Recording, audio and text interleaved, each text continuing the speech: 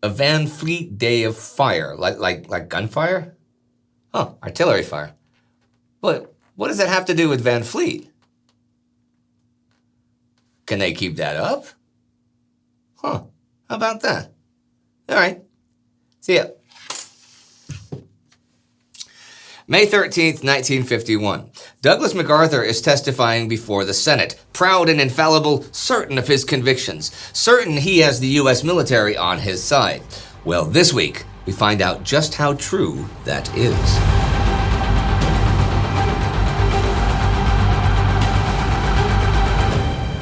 I'm Indy Neidell, and this is the Korean War. Last week, the Chinese spring offensive continued, aiming at Seoul, though by the end of the week it had shot its bolt, and the Chinese and North Koreans were withdrawn. The big news on U.S. TV and radio, though, was Douglas MacArthur arriving in New York to the adulation of literal millions, and then heading for Washington, D.C., where the Senate hearings about his dismissal from his post as UN Forces Commander by U.S. President Harry Truman began May the 3rd. I left off last week in the middle of day one of the MacArthur Senate hearings. After a noontime break, they continue. MacArthur says he feels that trying to contain the war in Korea without it becoming a larger general war with communist China was introducing the concept of appeasement, that with limited force comes a limitless end to the bloodshed, and that appeasement led to World War II, so, let's not go there again. The questions, which were mainly softballs in the morning, get tougher as the afternoon wears on, and Texas freshman Senator Lyndon Johnson pins down MacArthur once again, saying that the Joint Chiefs of Staff supported the January 12th options, which I explained again last week, and which they did not. Connecticut Senator Brian McMahon then gets serious with Mac about the USSR, even beginning his questioning by saying he does not apologize for taking up MacArthur's time since we are here discussing the survival of our nation, which means the future of civilization itself. Here's actually some of their real conversation. General, we are faced, are we not, with a global problem in the ambitions of communist Russia? Unquestionably. You have given that problem a great deal of thought, I assume. Yes, sir, I have. And therefore... With particular attention, of course, to my own theater. My responsibilities are in my own theater. That is correct. As you have said on 3 or 4 occasions today, you were a theater commander. I believe you said that as a theater commander, you had made no determination in your mind on either universal military service or the amount of troops that we should have for global defense. That is correct. That problem did not fall within my responsibilities or authorities. I take it that you have not clearly formulated in your mind how we are going to put on global defense if Russia decides to make global war upon us. I have my own views, but they are not authoritative views. I understand I am here to discuss my own theater. There are other authorities that have all those responsibilities and authority. I would not superficially inject myself into those discussions. A little pause here for commentary. MacArthur has just admitted that a theater commander does not coordinate general global strategy, right? That is big. It's Washington that has a broader mandate than MacArthur, and he is just one cog in a machine. McMahon continues, next attacking MacArthur's infallibility. You believe that what we do in following your recommendations will not necessarily bring the Soviets into the war, is that correct? That is my belief. You could be wrong about it, couldn't you? Most assuredly. You did not believe at one time that Red China would come into the conflict in Korea. I doubted it. They did.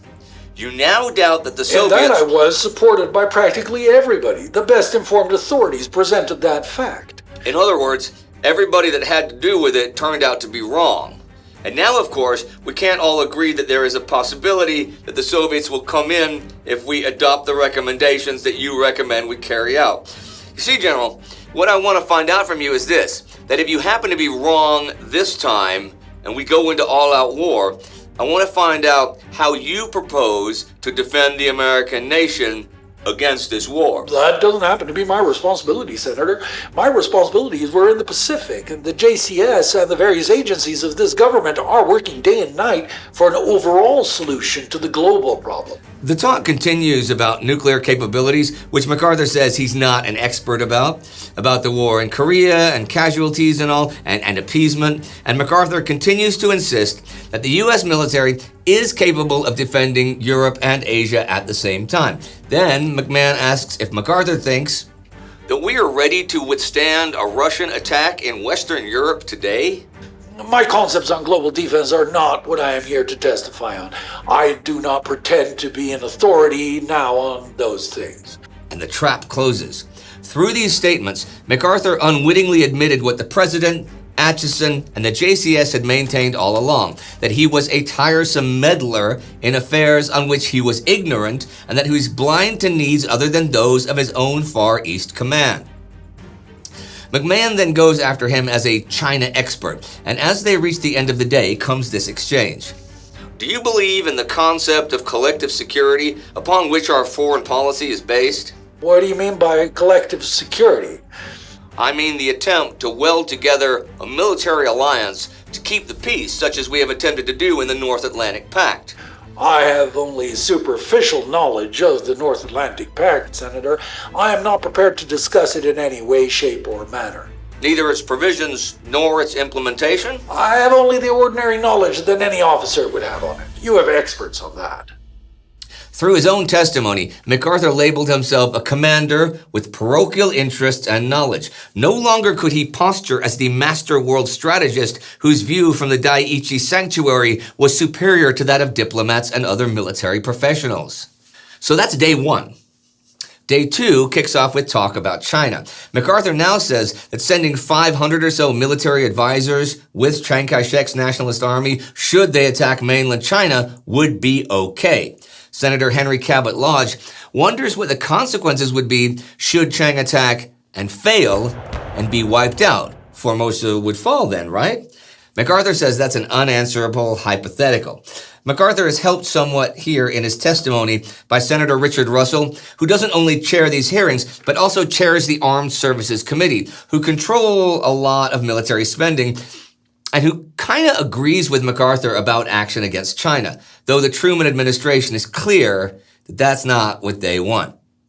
Day three is Douglas MacArthur's last day of questioning. Lyndon Johnson is unable to get MacArthur to comment on the need for more men to be put under arms through conscription. Mac is well aware that his Republican sponsors are against that. Johnson then gets to the real meat and potatoes, asking MacArthur what he would do should they chase the Chinese back across the Yalu River and out of Korea. Then after that, the Chinese refused to sign any sort of a treaty. MacArthur says there's no way the Chinese would still be capable of offensive action if they were pushed out of Korea. Johnson will not relent. What if this happens, but they still have large formations across the border in China? What do we do?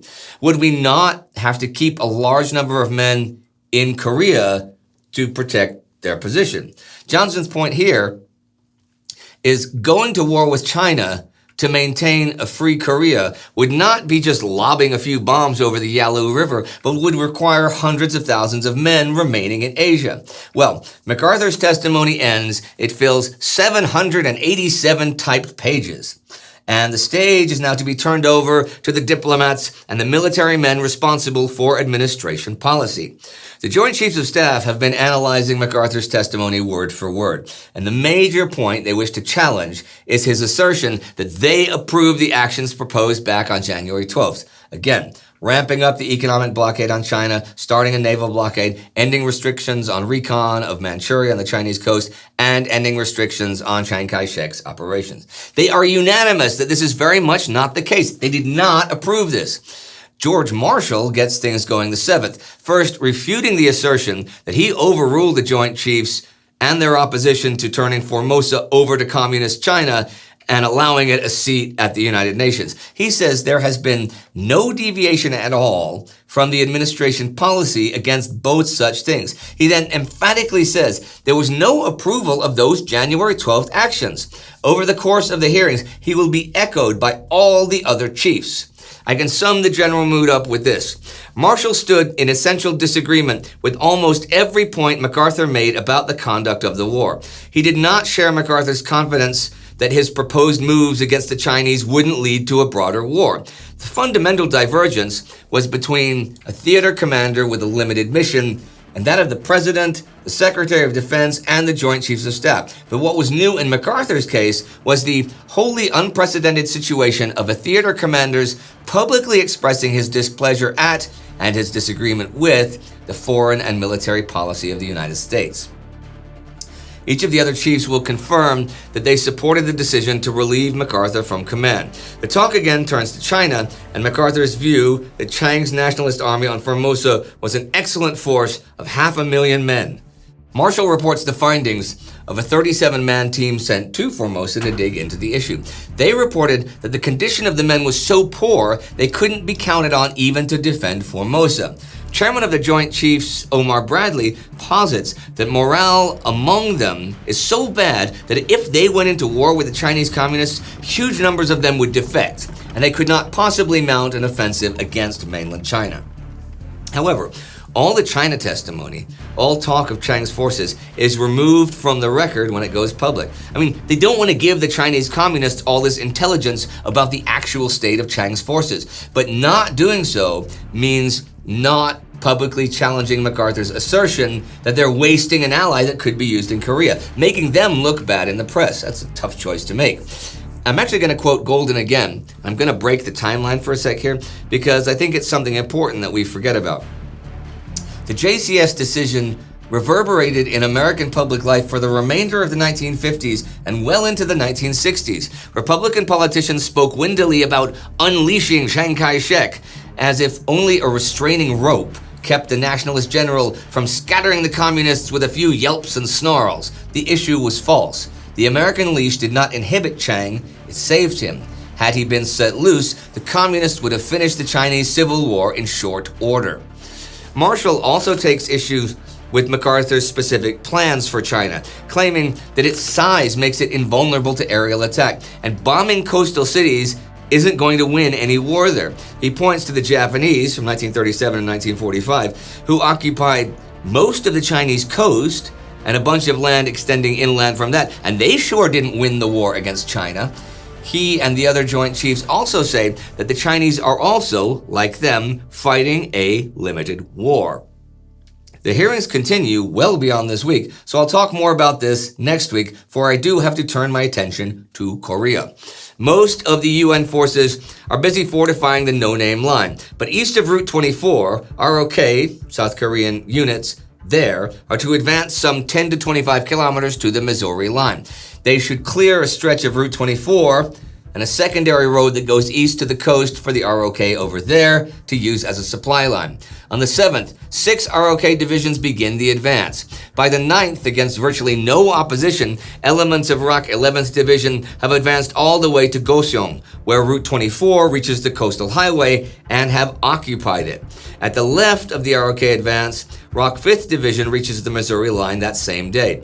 The other 4 divisions in between are still far short of the line by the 9th, but do anyhow make pretty good daily gains against scattered delaying forces. In the U.S. 1st, 9th, and 10th Corps zones to the west, guys have been patrolling ever further north as the days pass, and they still don't meet the enemy in force. Intelligence suggests there are only 4 Chinese armies left in that whole area, but they are placing just 1 division each forward as a screen, while the rest make ready to resume their offensive. This doesn't really seem like it's impending, so on the 9th, 8th Army Commander James Van Fleet makes plans for the Army to return to the Kansas line positions they were driven from a few weeks ago.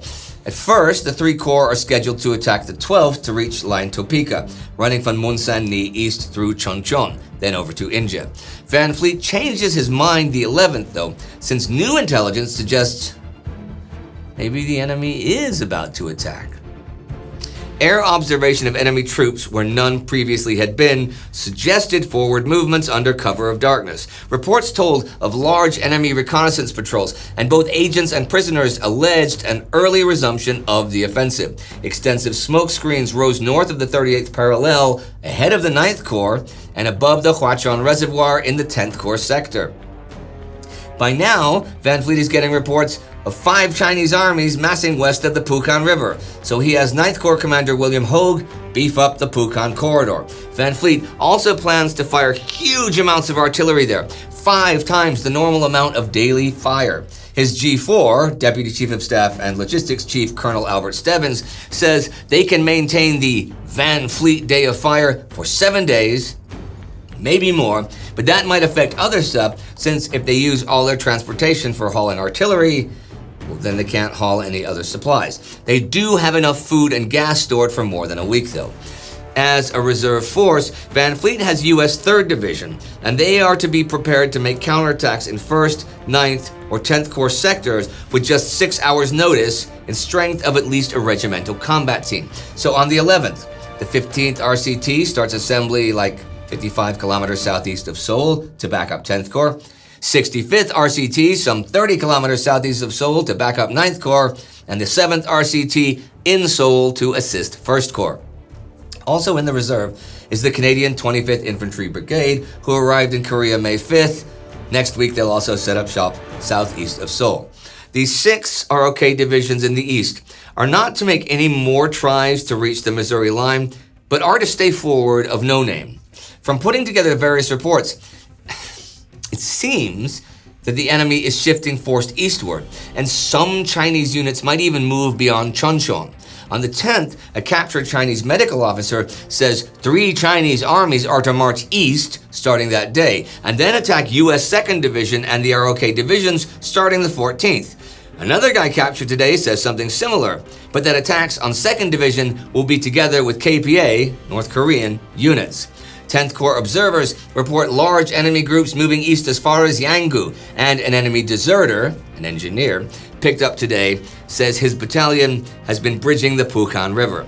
The 10th Corps G2, that's the intelligence chief, does not consider major Chinese operations in the east doable, though. The Chinese have enough logistical issues supplying their offensive operations around Seoul, and that's with way shorter distances and way more roads and railways than anywhere else. How could they maintain a supply line in the east? And they can't live off the land in the mountains. Well, maybe we'll see if, when, and where they are going to attack next week, for this week of the war is over. With redeployments taking back a lot of lost territory without engaging the enemy, and Douglas MacArthur wrapping up his testimony before the Senate. And he may have done himself some damage. I mean, millions and millions of people across the country, heck, around the world, admire and even worship Douglas MacArthur. And those people feel that he was treated unfairly by a clueless administration. But MacArthur has been forced to admit that he does not think about global issues that the Truman administration must seriously think about, and is only concerned about his own theater. And perhaps some of those millions are starting to wonder if maybe they were very much wrong. You have been keeping up with our War to War series on the Time Goes History channel, haven't you?